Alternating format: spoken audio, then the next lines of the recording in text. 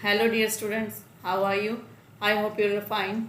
Welcome to my channel Law Scholars and Legal Issues. I am Advocate Vanita. I am presenting here again with another important topic that is related to Probation of Offenders Act.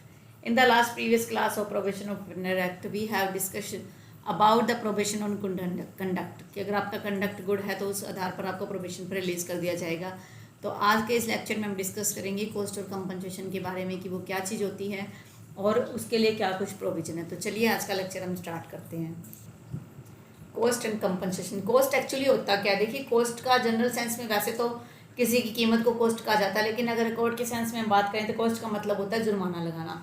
मान लीजिए कोई भी एक party है, वो एक complaint लेकर जाती है और उस कंप्लेंट में कुछ आप ये कह सकते हो कि ड्रॉबैक्स हैं या जानबूझकर इंटेंशनली किसी को परेशान करने के लिए लिया गया है, तो उसके ऊपर जो कोर्ट जो है उस पार्टी के ऊपर कॉस्ट लगा सकती है।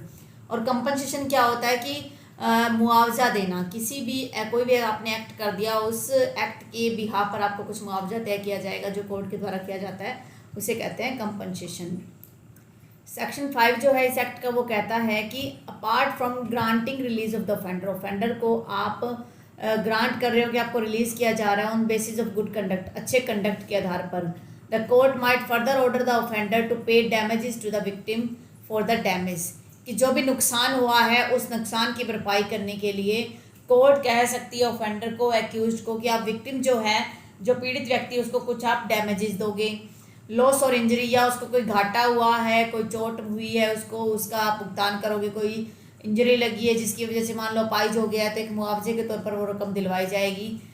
और द कोर्ट में डायरेक्ट द ऑफेंडर टू पे the cost of the court proceeding, की कोर्ट की प्रोसीडिंग में जो खर्चा आया है वो खर्चा जो है जुर्माने के तौर पर आप डिपॉजिट करवाओगे, as it may think is reasonable, जो भी उचित होगा कोर्ट उसी हिसाब से फैसला ले लेगी।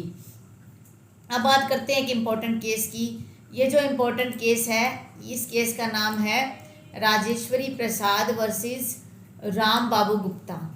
ये केस क्या कहता है, इस केस में ये बात कही गई थी कोर्ट के द्वारा कि जो अमाउंट है कॉस्ट की और कंपनसेशन की, वो कोर्ट की डिस्क्रिप्शन पे है, कोर्ट की मर्जी पर है कि कोर्ट जो है उस अमाउंट को कैसे भुगतान करवाएगी। To grant as it may think fit, rational और जुडिशियस, जुडिशियस का मतलब है कि दोनों पार्टी की सहूलियतों के हिसाब से, दोनों पार्टी के बजट के हिसाब से, और जो उचित होगा उसी के हिसाब से वो रैशनलिटी के आधार पर, औचित्य के आधार पर उसे वो ऑर्डर करेगी।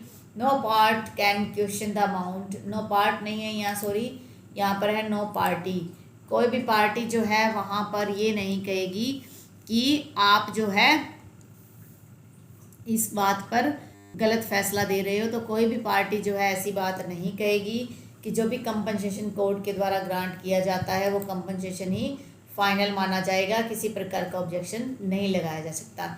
तो ये है हमारा आज का छोटा सा लेक्चर। मैं आशा करती हूँ आपको ये कंसेप्ट समझ में आ गया होगा कि कॉस्ट और कंपनसेशन क्या है। अगर आपको फिर भी कोई डाउट रहता है तो आप मुझे कमेंट जरूर कीजिएगा।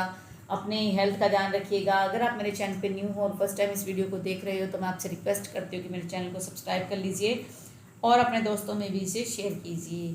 Stay home, stay safe, stay healthy. Thank you for watching and have a nice day.